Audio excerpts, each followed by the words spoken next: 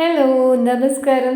ഞാനിന്ന് വന്നിരിക്കുന്നത് നമ്മുടെ കുഞ്ഞൻ മാവിൽ നിന്നൊരു മാങ്ങ എടുത്തിട്ട് കറി വെക്കാമെന്ന് വെച്ചിട്ടാണ് കേട്ടോ. പച്ച മാങ്ങയാണേ.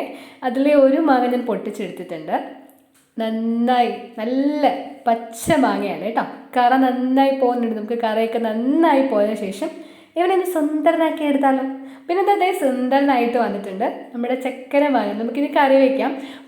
പീസാക്കി നമുക്ക് ഇഷ്ടമുള്ള കോലത്തിൽ നന്നായിട്ട് പീസാക്കി വെച്ചിട്ടുണ്ട്. ഇനി അതിലേക്ക് ആവശ്യത്തിന് മഞ്ഞൾപ്പൊടി, ഒരൽപ്പം കളറിന് മാത്രമുള്ള മുളക് പൊടിയും ചേർത്ത്, എരിവിനായിട്ടല്ല കേട്ടോ, ഒരു കളറിന് മാത്രം ഉള്ളത്. ഇനി നമ്മുടെ ആവശ്യത്തിന് ഉപ്പും ചേർത്ത് ഇനി ഒന്ന് കളർഫുള്ളാക്കി എടുത്താലും. എല്ലാവർക്കും ആവശ്യമുള്ള നമ്മുടെ കറിവേപ്പിലയും എടുത്തിട്ടുണ്ട്. ഇനി നന്നായി വെള്ളമൊഴിച്ച് നമുക്ക് തിളപ്പിക്കാൻ വയ്ക്കാം. നന്നായി വേവിച്ചെടുക്കണം. തിളപ്പിക്കാൻ അടച്ച് വെച്ച് തിളപ്പിക്കും. ഇനി അതിനുശേഷം നന്നായി തിളച്ച് വന്നതിന് ശേഷം വേഗട്ടെ. നന്നായി വെന്തിട്ട് നല്ലതുപോലെ ഉടച്ചെടുക്കണം.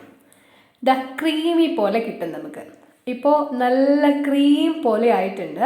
അപ്പോഴേക്ക് നമുക്ക് നാളികേരവും ജീരകവും ഇട്ട് റെഡിയാക്കി നന്നായി അരച്ച് പേസ്റ്റ് പോലെയാക്കി വെക്കണം. അതിനുശേഷം വെന്ത് നന്നായി ക്രീമായ നമ്മുടെ കറിയിലേക്ക് ഈ തേങ്ങയുടെ ഇതൂടെ ചേർക്കുക.